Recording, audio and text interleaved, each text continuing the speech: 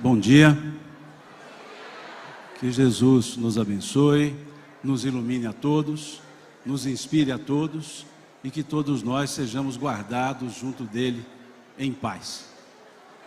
Vamos conversar um pouquinho, esses próximos 51 minutos, sobre essa proposta que nos trouxeram, que é uma frase que está escrita na parte superior do Dolmen de Kardec.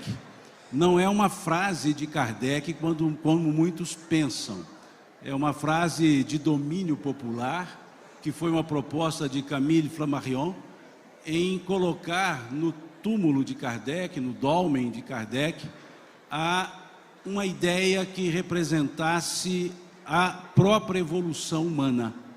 Então ali naquele momento escreveram: nascer, morrer, renascer ainda, progredir sempre, tal é a lei. Então essa é a proposta para nós conversarmos agora pela manhã. Vamos conversar sobre cada ponto então dessa frase, dessa ideia que está ali no Dolmen. Nascer. Nascer não é a nossa origem. Nós não fomos criados quando nascemos.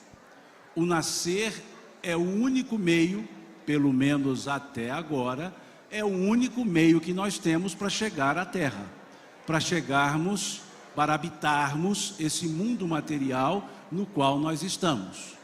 Então, nascimento não é origem, nascimento é mecanismo, nascimento é uma forma que nós temos para chegar aqui na Terra. Nascimento é um meio, não é o fim em si mesmo. Porque nós somos seres pré-existentes. Nós já existíamos antes dos nossos nascimentos. Nós existimos quando fomos criados.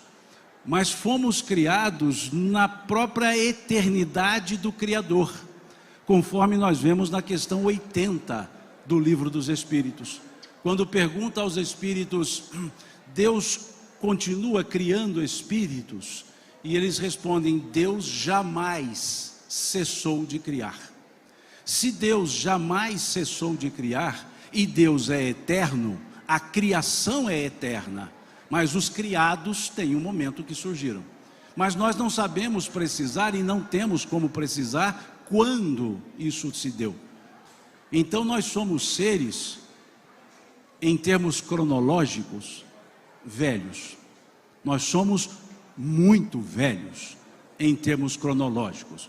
Então não se preocupem em contar a idade. Quando alguém pergunta a idade, não precisa ficar sem graça de não dizer, porque a gente já parte do princípio que nós temos alguns milhões de anos, e o que está se perguntando é quanto tempo está nessa encarnação. Então o tempo nessa encarnação é o menor. Então por que ficar preocupado em dizer que tem 58 anos, como é o meu caso, 58 anos que estou aqui, mas eu já tenho alguns milhões, quiçá bilhões. Então não há problema, nós já existíamos e existimos antes disso aqui, desse momento.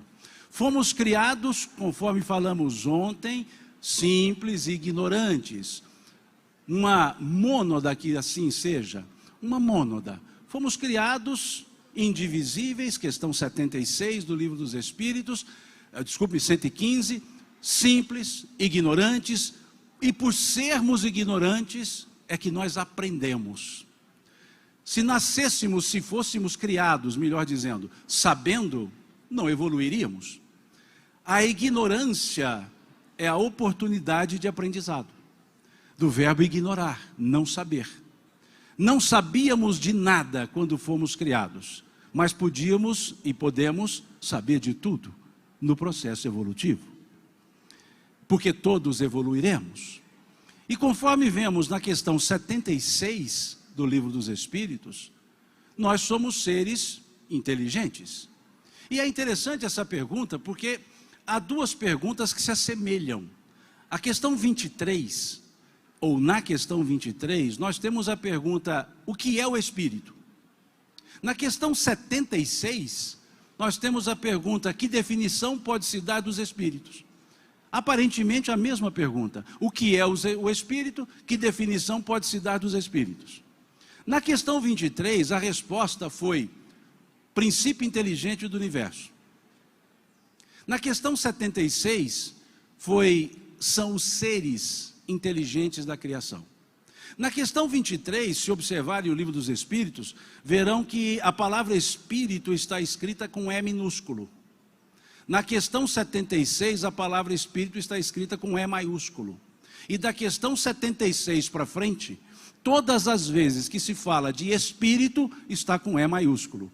Até a questão 75, quando se fala de espírito, está com E minúsculo. Nem que seja em termos gráficos, nós evoluímos. De um E minúsculo para um E maiúsculo. Nós evoluímos. Mas é interessante porque quando perguntou-se com E minúsculo, estava se perguntando da essência espiritual, daqueles princípios gerais do universo, matéria, espírito e acima de tudo Deus, que é a questão 27 do livro dos Espíritos. E ali perguntando então, e disseram que somos o princípio inteligente. Mas na questão 76, quando se perguntou que definição pode se dar dos espíritos com E maiúsculo, a resposta foi: são os seres inteligentes da criação. Entre a 23 e a 76, houve uma transformação, houve uma individualização.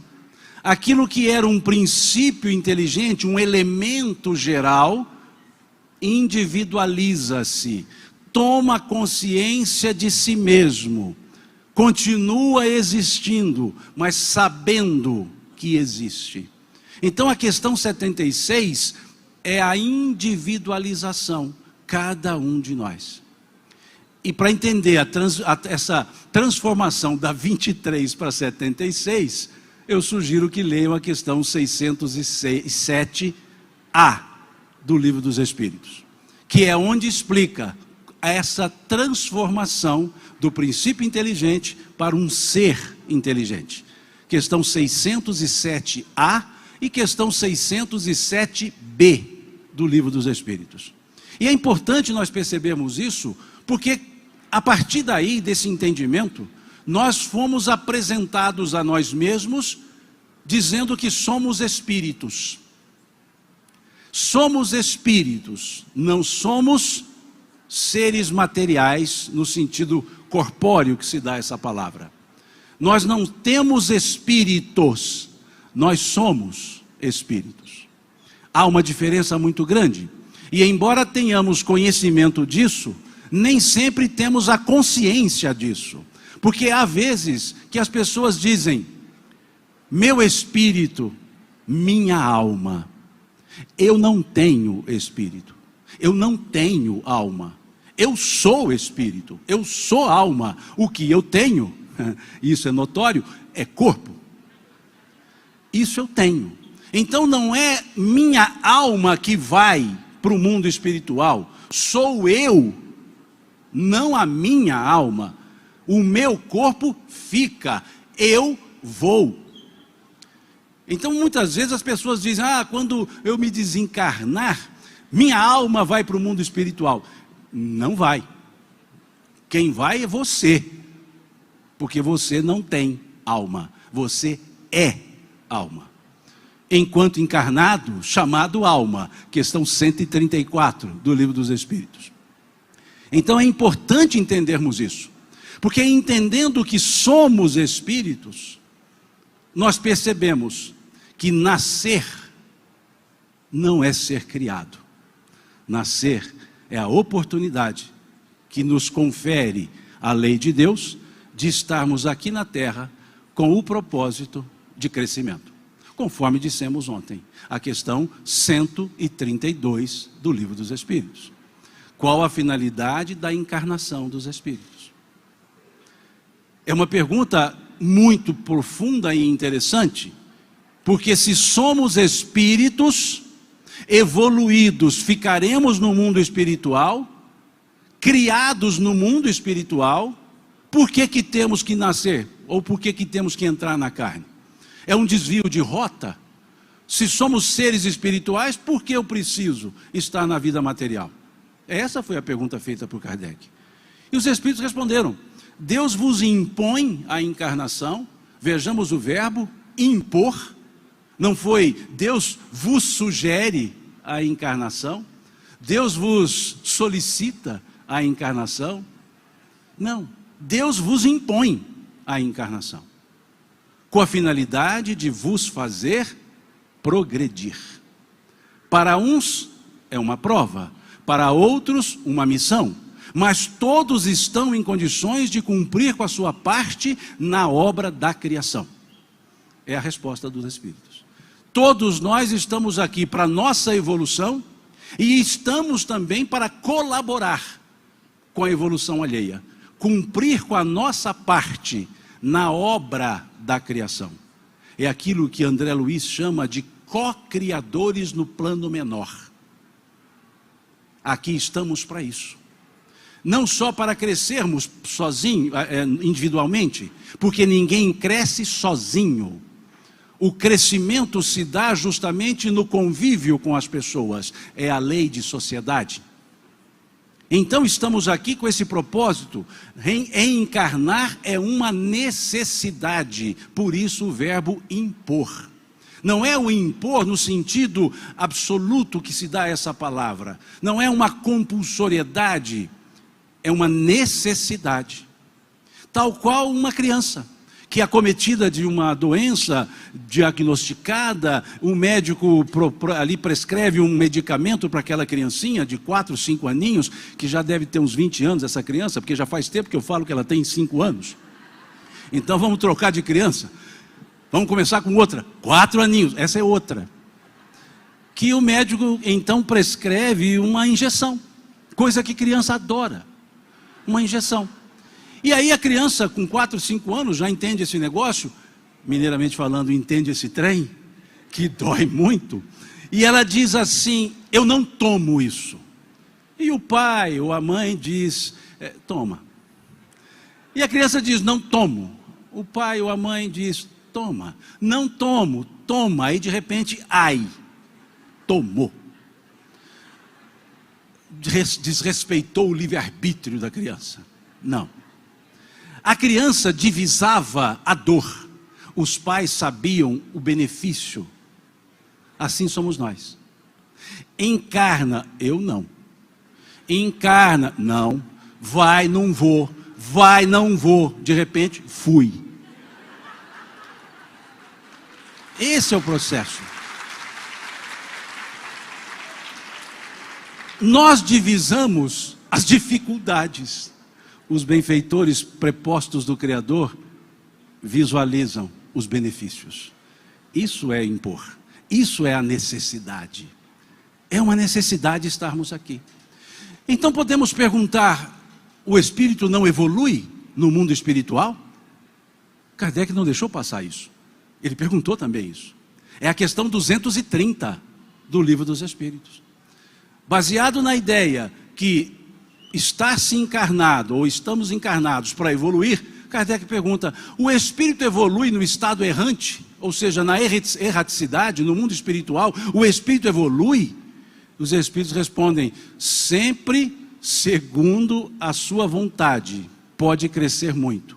Entretanto, essa expressão, essa palavrinha, essa conjunção adversativa, ela é que adequa todas as respostas.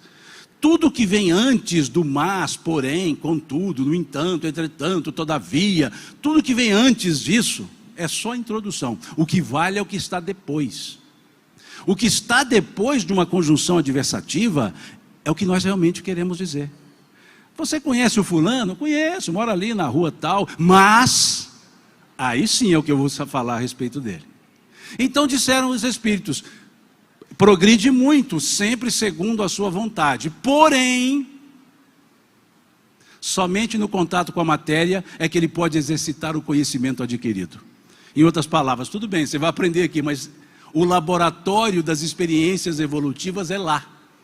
Então vejam como os espíritos respondem: pode progredir muito, sempre segundo a sua vontade. Porém, só o contato com a matéria lhe permite exercitar o conhecimento adquirido. Então, pela questão 230, vamos ter que encarnar do mesmo jeito. Isso é o nascer. Nascer é uma oportunidade. E uma oportunidade que precisamos merecê-la. Por uma questão simples. Numa conta rasa apresentada por Emmanuel, à época, éramos mais ou menos 25 bilhões de espíritos na psicosfera terrestre. Dos quais, àquela época, uns 5 bilhões estavam encarnados. Significa que aqui não tem vaga para todo mundo. Se são 25 e 5 estão encarnados, a proporção é de 5. Para cada 5 que aqui estão, 4 vezes 5 estão de lá. Ou seja, 20 estão lá, 5 aqui. Então não tem vaga. Se estamos aqui é porque merecemos a vaga. Mas tem uns que são muito ruinzinhos e mereceram a vaga justamente. Não são os sãos que precisam de médicos, não foi isso que disse o Cristo? Mas os doentes. Então nós estamos aqui e precisamos pensar a respeito. Essa conta matemática, ela é importante. Porque nós estamos aqui ocupando vaga. Se nós não evoluímos, nós perdemos o tempo e atrapalhamos um outro que podia estar aqui evoluindo, porque eu fiquei na vaga dele. Então não é um detalhe estar encarnado. É uma necessidade. E nascer é um merecimento. Merecemos estar aqui. Isso é o nascer da frase: nascer, morrer, renascer ainda, progredir sempre, tal é a lei. Mas diz a frase morrer, nascer, morrer, renascer ainda. E aí vem o detalhe: espírita não fala que morre, fala que desencarna. Só que morte e desencarnação não são as mesmas coisas. Morrer e desencarnar são coisas distintas. Morrer está na questão 68 do Livro dos Espíritos. O que é a morte? Cessação dos órgãos físicos. Perguntou lá na questão 68. Qual a causa da morte nos seres orgânicos?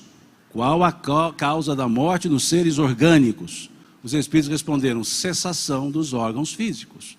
Então existe morte? Existe.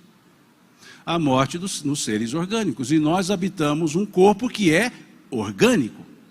Nós somos, entre aspas, seres orgânicos. Então há uma morte. E a desencarnação é o processo de desligamento do espírito em relação ao corpo, mentalmente também. Enquanto estiver ligado mentalmente ao corpo, não desencarnei. Então, se alguém perguntar: fulano morreu? Pode até dizer: morreu. Desencarnou? Não sei. Não dá para dizer. Basta olharmos a segunda parte do livro Céu e Inferno, que temos lá as dissertações dos espíritos. Temos o caso do espírito Sansão, que foi evocado 8 horas depois da sua morte. E 8 horas depois, evocado, o corpo sendo velado, pergunta a Sansão: que impressão lhe causa ver o seu corpo sendo velado? Ele respondeu: meu corpo? Ah, sim, eu tive um. 8 horas depois. Ele não lembrava que tinha corpo. Ou seja, esse morreu e desencarnou, na hora. Por outro lado, o espírito Lisbeth diz que por 150 anos ficou vinculado ao corpo, sofrendo todos os efeitos do processo de putrefação do corpo. 150 anos. Esse espírito, esse ser orgânico, Lisbeth, morreu, mas demorou para desencarnar. Então, nós não podemos ser puristas nas definições. Nós precisamos conhecê-las primeiro, para não ficarmos usando palavras diferentes em lugares errados. Então a morte existe sim. Então a frase está lá: nascer, morrer. E o final da frase é: tal é a lei. Então nascer é parte da lei, morrer é parte da lei. E é um negócio interessante. cá entre nós. É um trem interessante. Porque nascer e morrer são os verbos que se antagonizam. E são os verbos que são contrários um ao outro. Diferente do verbo viver. O verbo viver não tem antagonista. Não tem nem antagonista e tampouco tem o antônimo. Não há contrário para viver. Ah, Simão, viver, morrer. Não, morrer é contrário de nascer. Morte é contrário de nascimento. Nasce, morre. Agora, vida e viver não tem contrário. Então, nós somos sempre vivos, estando nascidos ou estando mortos, nós somos vivos. Por isso somos imortais. Nós não desaparecemos. O corpo desaparece. O corpo se transforma, na teoria de Lavoisier. Nós continuamos. E vamos nos transformando em termos evolutivos. Então nós somos vivos e estamos nascidos. Nós somos vivos e estamos mortos. Nós somos vivos. E isso dá uma outra conotação para a morte, que a morte não é o término da vida, assim como o nascimento é a maneira, é o meio, é a forma que nós temos para chegar, morte é o meio, é a forma, é a maneira que nós temos para voltar. E um outro aspecto, morte não é partida, morte é retorno. Partida é quando saímos do mundo espiritual para cá, retorno é quando voltamos para lá. Por isso o verbo é voltar e não partir. Ah, ele partiu dessa para melhor, ele voltou dessa. Para melhor ou pior, vamos ter que ver o caso concreto. Mas voltou. E aí vamos fazer um outro raciocínio. Morte é retorno, morte é meio. Estamos na terra para evoluir, progredir. Se estamos na terra para progredir, a morte natural é merecimento. Contrário do que muitos pensam, na ideia teológica que morte é punição. Morte é merecimento. Eu já mereço voltar, porque já cumpri a tarefa. Então é merecimento morrer, não é punição. Em condições naturais, não provocada. Uma morte provocada é outro assunto. Mas, naturalmente, é merecimento. Cumpri a jornada, quero voltar para casa. Então a morte é um retorno, a morte é um merecimento. Por isso está na lei. Nascer, morrer. Mas a frase continua. Nascer, morrer, renascer ainda. Esse ainda, esse advérbio, é muito interessante. Esse renascer ainda quer dizer, você não resolveu sua vida ainda. Veja ainda, você não resolveu sua vida. Você acha que já está tudo bem, beleza, para essa encarnação, tem mais. Renascer ainda é a forma que nós temos de gradativamente evoluir. Aquela questão 132, ela diz que encarnamos para evoluir. Mas o renascer é para dizer que essa evolução se faz por etapas, paulatinamente. Isso nos leva à questão 166 do Livro dos Espíritos. Quando Kardec pergunta como pode a alma que não progrediu na sua existência corpórea acabar de depurar-se. E eles respondem, sofrendo a prova de uma nova existência. De uma nova existência. Mostrando-nos então que aquilo que não completamos em um momento, em uma existência, nós continuaremos até completar. E continuaremos aqui na Terra. Vamos voltar para o mundo espiritual, dar uma respiradazinha e voltarmos para continuarmos. Na questão 167, Kardec então pergunta, qual a finalidade da encarnação dos espíritos? Desculpe, da reencarnação dos espíritos. Encarnação é 132. Qual a finalidade da reencarnação dos espíritos? E os espíritos respondem: expiação, aprimoramento progressivo da humanidade. Em outras palavras, provas e expiações. Aprimoramento progressivo.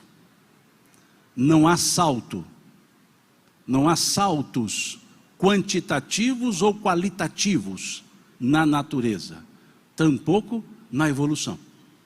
A evolução se dá por aspectos, condutas, ações gradativas. Conhecimento, experiência, fixação. Conhecimento, experiência, fixação. Conhecimento, experiência, fixação. Por isso é uma espiral evolutiva. Eu faço uma espiral, eu evoluo teoricamente, retorno para a fixação. Evoluo teoricamente, retorno para a fixação.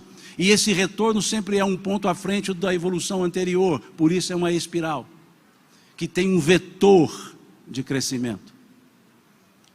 Então é um aprimoramento progressivo. Em uma encarnação posso aprimorar-me em alguns aspectos, em outros ficar estacionário. Numa outra encarnação, aqueles já aprimorados já ficam na memória, na experiência, e aqueles não aprimorados vou desenvolvê-los. Todos de uma vez? Não necessariamente, cada um ao seu tempo. E na questão 171, Kardec pergunta aos espíritos: onde se fundamenta a verdade, o dogma da reencarnação? E os espíritos dão uma resposta que é para nós pensarmos muito, mas que vamos falar pouco, porque o tempo não dá. Eles responderam, quando Kardec perguntou, onde se fundamenta, qual é a base para a verdade da reencarnação? Eles responderam, na justiça de Deus e na revelação. Pois um bom pai sempre deixa abertas as portas para o arrependimento dos seus filhos. Vejam que perfeição. Vejam que perfeição. Onde ela se fundamenta? Na justiça de Deus. E na revelação, no conhecimento das suas leis, que vão sendo desveladas à medida que vamos evoluindo. Vamos abarcando mais a compreensão. E eles dizem, exemplificando. Pois, usando uma partícula conclusiva, pois um bom pai sempre deixa abertas as portas para o arrependimento dos seus filhos. Por isso, a reencarnação não é quantitativada. A reencarnação não é quantitativa, é qualitativa. Não há número de vezes, quantas vezes forem necessárias para o aprendizado. Não vai ser assim, se você não se melhorar em 20 reencarnações, você terá a 21ª. Sem problema. A 22ª. Onde? Aí é um detalhe. Se vai ser na Terra, se vai ser em outro lugar, é um detalhe. Um detalhe que depende do capítulo 3 do Evangelho segundo o Espiritismo, quando se analisa, meu reino não é deste mundo, quando Kardec apresenta a estrutura dos mundos, muito bem apresentada pelo Elahá na noite de sexta-feira, que só ele sabe fazer isso com perfeição. Esse sentido da evolução, esse sentido do renascer ainda, porque é uma oportunidade. E com essa ideia de estar calçada na justiça de Deus, e sabemos que a justiça de Deus é bondosa e a bondade de Deus é justa, é que nos dá a certeza para dizer que reencarnação não é para sofrer, é para crescer. Deus nunca quer que soframos. Ele só quer que evoluamos. E tanto quer que é um determinismo. Questão 116 do Livro dos Espíritos. Quando Deus quer, acontece. Ele quer. Agora, o quando, ele disse assim, bom, vou deixar para sua conta o quando. Mas que vai, vai. Agora, quando você decide? E a gente acaba postergando. Então é importante percebermos que aqui, por mais difícil que se nos pareça, o viver é o melhor lugar que nós podemos estar. porque ninguém reencarnou por descuido da lei. Nenhum de nós estávamos andando no mundo espiritual, estava lá andando, passeando, e de repente escorregou e caiu na terra. Sempre há uma programação. E isso nos leva à questão 258 do Livro dos Espíritos. Quando Kardec analisa até a questão 267, a escolha das provas. E na questão 258 ele pergunta aos espíritos: o espírito tem consciência do que lhe sucederá na existência corpórea? E os espíritos respondem: ele mesmo escolhe o gênero de provas pelo qual quer passar. Em outras palavras, tem plena consciência. Então nós escolhemos as provas. Sim. Na questão seguinte, a 259, Kardec, partindo do pressuposto que nós escolhemos as provas, ele então pergunta aos espíritos: tudo que nos acontece na vida corpórea foi por nós previamente escolhido? E os espíritos respondem: tudo não é bem a palavra. Escolhestes os gêneros, os grandes acontecimentos, as coisas comezinhas são frutos do vosso livre-arbítrio. Então nem tudo está programado. Está programado o gênero, que comporta diversas espécies. Escolhemos um gênero de provas, convivência, um gênero de provas, saúde ou doença. Qual espécie? Detalhe, circunstâncias, meio. Então escolhemos o gênero. Por isso, alguns até dizem assim: mas tem essas pessoas que ficam prevendo o futuro, por que preveem só coisas grandes? Preveem que vai ter uma doença profunda, um câncer, e não prevê que vai ter um resfriadozinho, porque o resfriadozinho não está na programação reencarnatória. A doença grave está. Então aquela pessoa consegue acessar as programações encarnatórias. E como nas programações estão os gêneros, só consegue perceber um gênero, mas não dá para saber os detalhes. Porque os detalhes vão depender do que eu vou fazer depois de encarnado. Então é muito legal isso. E é interessante porque Kardec depois, na questão seguinte, 260, ele faz uma pergunta que eu reputo muito bem-humorada.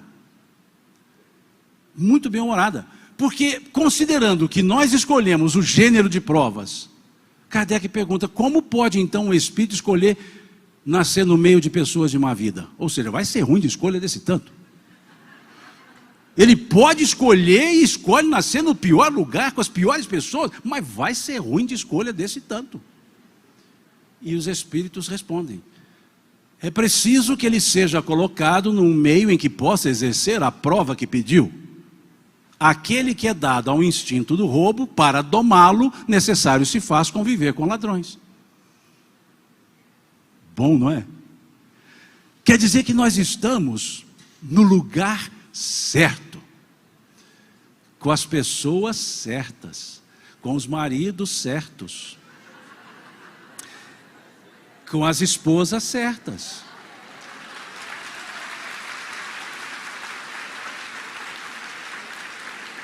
Com a família certa. Tá certo que às vezes a gente pode dar uma escapada. Programou encarnar e casar com a Luluzinha, com o Joãozinho, mas acabou viu a Mariazinha primeiro, ou o Zezinho primeiro e casou com aquele. Aí criou outra estrutura. Aquela do Zezinho e da Luluzinha vai ter que aguardar. Vai resolver depois, mas não agora. Criei outro futuro a partir da escolha do presente. É como naqueles filmes de ficção científica, aquele De Volta para o Futuro. Se você muda alguma coisa no passado, você não altera o futuro programado, você cria um futuro alternativo. Então, se eu faço uma escolha aqui na Terra, eu crio uma consequência, essa consequência é um futuro alternativo. Aquele outro continua na programação que eu preciso resolver depois. E esse depois pode demorar um tempinho, algumas encarnações. Porque precisa combinar com todos de novo, para ver se vai dar certo de encontrar. Então nós temos que observar muito nas nossas tomadas de decisão, como seria a nossa programação encarnatória. Nós precisamos pensar mais, ter um pouco mais de uso da intuição. Intuição não é aquilo que vem de fora para mim. O verbo intuir é pronominal reflexivo. Para conjugá-lo eu preciso de um pronome, esse pronome precisa reverter ou direcionar o verbo para o conjugador. Então, eu me intuo, tu te intuis, ele se intui, nós nos intuímos, vós vos intuís, eles se intuem. Então é preciso de um pronome, esse pronome tem que ser reflexivo. Então não é ele me intui, eu me intuo, ele se intui. Intuição é um desarquivamento de memórias que eu trago, que Leon Denis chama no Invisível, memória subliminar. Inspiração é o que me vem. Por uma inspiração posso desenvolver uma intuição, mas ninguém vai me intuir. Eu vou me intuir a partir de uma inspiração. A própria estrutura gramatical nos ensina algumas coisas. E se nós prestarmos atenção, nós veremos que nós temos sentimentos que não são verdadeiros. Ou estou criando causadores que não são os reais. Por exemplo, quando eu falo o verbo magoar, que também é um verbo pronominal reflexivo.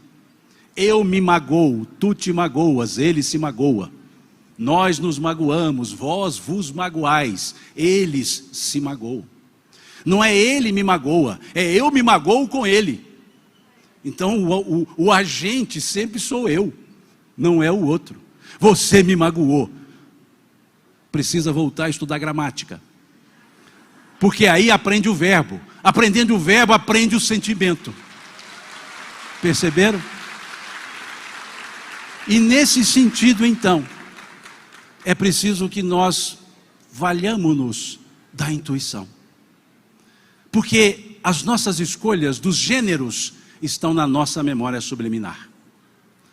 Quando nos acalmamos, quando fazemos uma viagem interior em busca de nós mesmos, questão 919 do Livro dos Espíritos, muito bem explicada na questão 919A do Livro dos Espíritos, nós conseguimos verificar se aquela decisão está mais ou menos em conformidade com a escolha que fiz na programação encarnatória. Mas nós somos muito imediatistas e esquecemos de dar uma olhadazinha nas nossas programações. E elas estão na nossa memória. É que nós temos conhecimento disso, mas não temos consciência disso. Nós conhecemos muitas coisas e temos consciência de poucas coisas. Porque se tivéssemos consciência disso, nós perguntaríamos mais a nós mesmos o que fazer. Isso está na nossa programação reencarnatória. E sendo para evoluir, nas leis morais, Kardec nos apresenta uma delas, que nos fala justamente do processo evolutivo. E aí na frase, nascer, morrer, renascer ainda, temos uma outra palavra, progredir. Mas temos uma palavra, progredir, só que com uma temporalidade. Progredir sempre. Não há um ponto em que podemos dizer, agora já progredi, pronto, mais nada eu tenho que aprender. É o momento que eu entendo que eu não aprendi nada. Porque sempre nós temos o que aprender. Sempre. Nós temos o que ensinar, sempre. Nós temos o que aprender, sempre. Por isso é progredir sempre. E esse progresso nós temos lá, a lei do progresso. Que Kardec, didaticamente, na questão 780 do Livro dos Espíritos, traz aos Espíritos um questionamento que os Espíritos trabalham falando-nos dos dois progressos, de dois caminhos de progressos, melhor dizendo, o progresso intelectual e o progresso moral. E nos fala nessa questão que o progresso moral é decorrente do progresso intelectual, mas o progresso intelectual não necessariamente leva ao progresso moral. Olha que coisa danada. O progresso moral decorre do intelectual, mas o intelectual não necessariamente gera o progresso moral. Em outras palavras, para eu progredir moralmente, eu preciso primeiro saber. Mas o fato de eu saber não vai garantir que eu vou evoluir moralmente. Então nós observamos duas asas evolutivas: o conhecimento e o comportamento. O conhecimento e a moral, e o aspecto moral. O conhecimento, não há dúvida que estamos, se tivéssemos uma escala de mundos em termos só de conhecimentos, a Terra já estava lá bem mais avançada. Em conhecimento nós avançamos muito. Só que a evolução moral não segue necessariamente a evolução intelectual. Elementos descobertos que ajudam no tratamento da saúde, como o rádio, também serviu para a criação de armas. O conhecimento em si, ele é desprovido de moral, ele é amoral, desprovido. O uso que dele se faz depende do moral, depende do conceito que se desenvolveu. Então, são duas asas que permitem um voo. Para eu saber, para eu fazer para eu praticar o bem ou o mal, primeiro eu preciso saber o que é o bem e o que é o mal. Se eu não sei o que é o bem e o que é o mal, eu não posso praticar um ou outro. Então, primeiro eu preciso conhecer, para depois fazer. No pensamento espírita, o Espírito de Verdade nos traz, no capítulo 6 do Evangelho segundo o Espiritismo, uma mensagem chamando-nos a atenção. A mensagem do advento do Espírito de Verdade. Quando ele diz ali: espíritas, amai-vos. Eis o primeiro ensino. Instruí-vos. Eis o segundo. Todas as verdades se encontram no cristianismo. Os erros que nele se enraizaram são de origem humana. Ou seja, o conhecimento desenvolveu, mas o interesse pessoal foi maior. E sobre isso, em relação ao movimento espírita, temos uma mensagem do espírito Viana de Carvalho, no livro Sementeira da Fraternidade, psicografia de Divaldo Franco, quando ele diz: o movimento espírita cresce e se propaga, mas a doutrina espírita permanece ignorada, quando não adulterada na maioria dos seus postulados, ressalvadas as incontáveis exceções. Dentro dessa premissa, dentro dessa ideia, Kardec então, na questão 798, ele pergunta aos espíritos se o espiritismo tornar-se-ia crença comum. Em outras traduções, crença geral, crença comum. E os espíritos responderam: sim, o espiritismo se tornará crença comum, pois está na natureza. Crença comum não é crença única. Não foi perguntado aos espíritos se o espiritismo seria um dia uma crença única. Foi perguntado aos espíritos se seria uma crença comum, compartilhada, da comunalidade. E eles responderam que sim. Por quê? Porque os postulados espíritas estão na natureza, ou seja, são da lei natural. E sendo da lei natural, são comuns. E vão ser partilhados naturalmente. Nem todos serão espíritas. Porque até mesmo os espíritas, nem todos são espíritas. Tem uns espiritólogos, uns espiritologistas. Mas é simples, é só ser espírita. Coisa boba. Coisa simples. Mineiramente falando, não é nada não, bobo. É simples. É coisinha boba ser espírita. Mas é preciso que nós percebamos esse aspecto. Continua a pessoa sendo católica, mas dizendo assim: na próxima encarnação eu vou ver esse negócio. Perceberam? Crença comum quer dizer que os elementos, por serem da natureza, vão ser partilhados, porque simplesmente eles existem. Eles não são doutrina pura e simples. Eles receberam elementos doutrinários porque eles existem, e por existirem foram explicados. Então não é o espiritismo sendo incutido em pessoas, são os próprios postulados que são da natureza. E aí a pessoa vai continuar sendo budista e dizendo assim: eu recebi uma comunicação espiritual, e vai seguir, porque são os fatos reais. Então é isso que está na questão 798. Não é crença geral no aspecto de crença única, é no aspecto de crença comum. É tão comunzinho que todo mundo carrega um negocinho a tiracolo. Vai ter sempre ali um trenzinho, uma bobagemzinha, para poder explicar alguma coisa. E na questão seguinte, 799, ele pergunta: qual seria então a missão do Espiritismo na lei do progresso? E eles responderam: destruindo o materialismo, que é uma chaga da humanidade. Porque o materialismo não nos dá porvir. O porvir do materialismo é o nada. É um encerramento. E é um contrassenso científico. Toda essa evolução que nós somos, todo esse universo que temos dentro de um corpo, todo esse funcionamento inteligentíssimo das estruturas físicas, para acabar? Um capricho da natureza, que tem uma inteligência enorme para tudo isso acontecer, para depois acabar? Que inteligência é essa?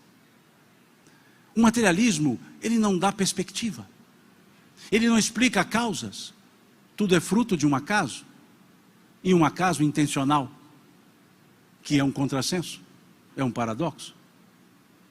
Então destruir o materialismo não é lutar contra o materialismo, é apresentar a ideia do porvir. Daí as esperanças e consolações.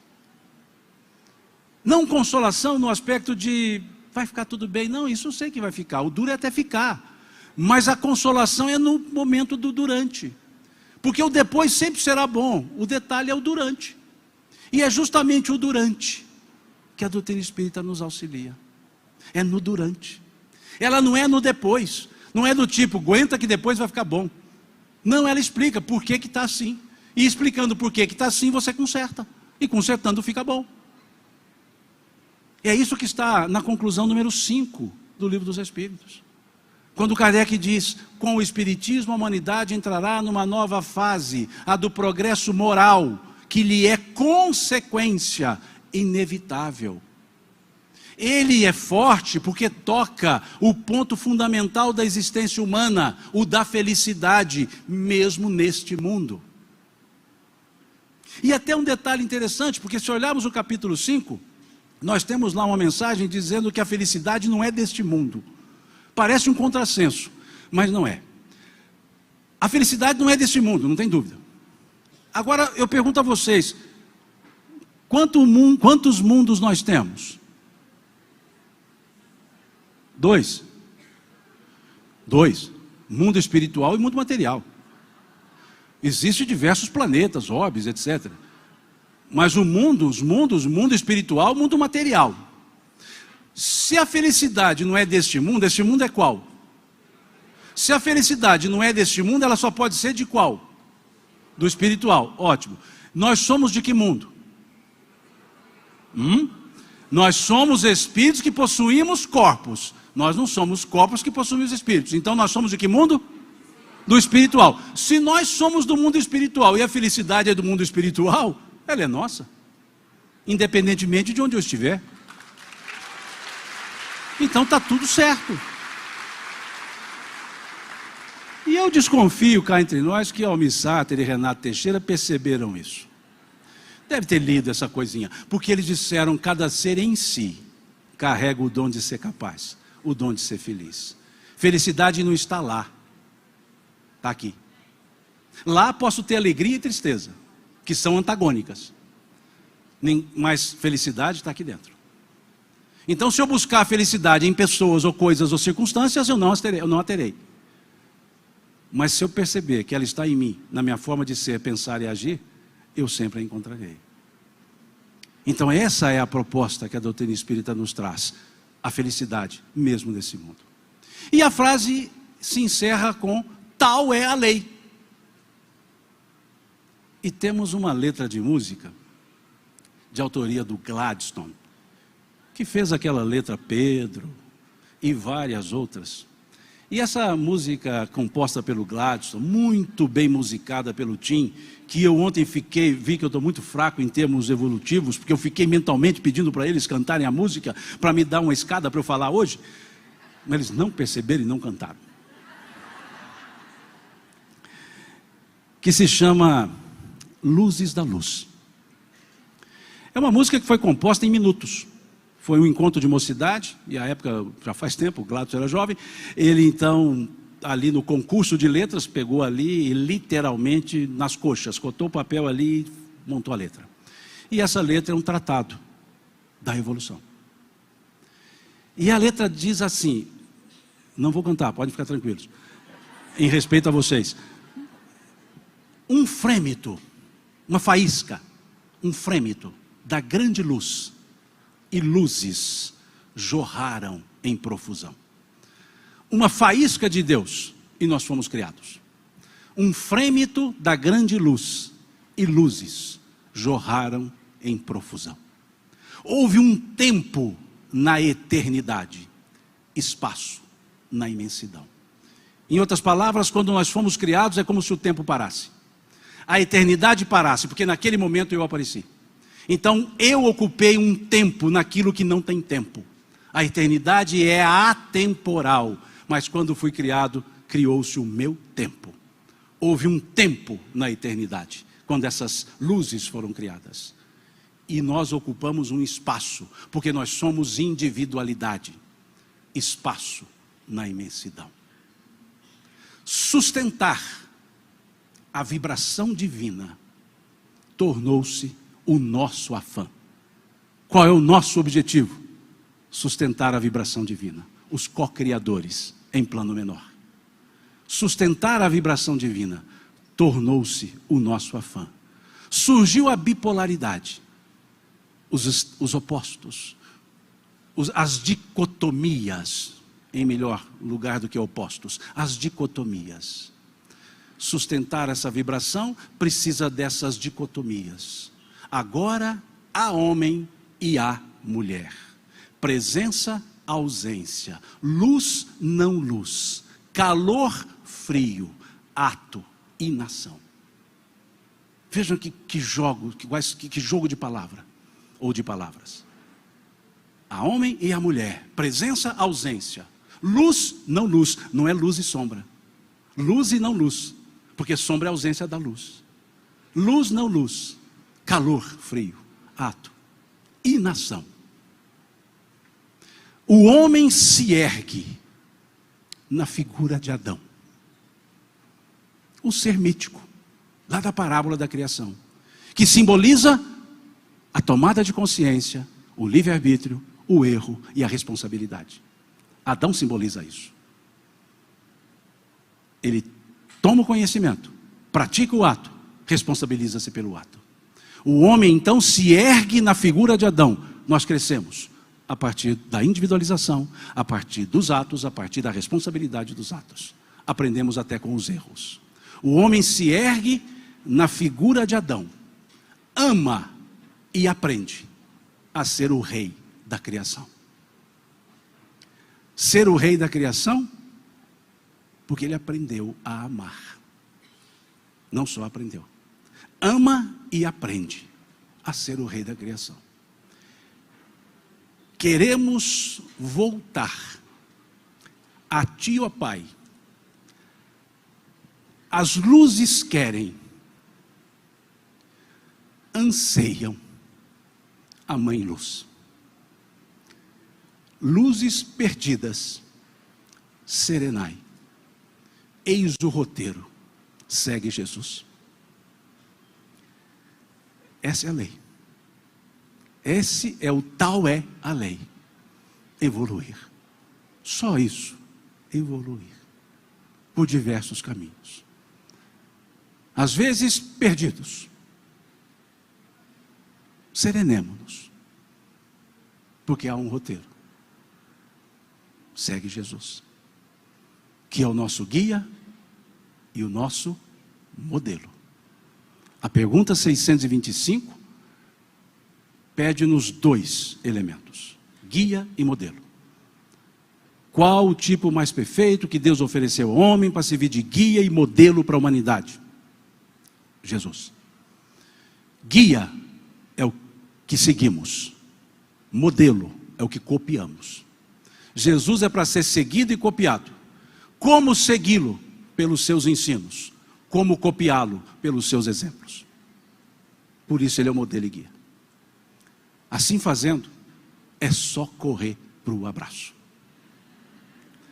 Agradeço a vocês pela paciência, pela oportunidade de estar aqui. Deus lhes pague.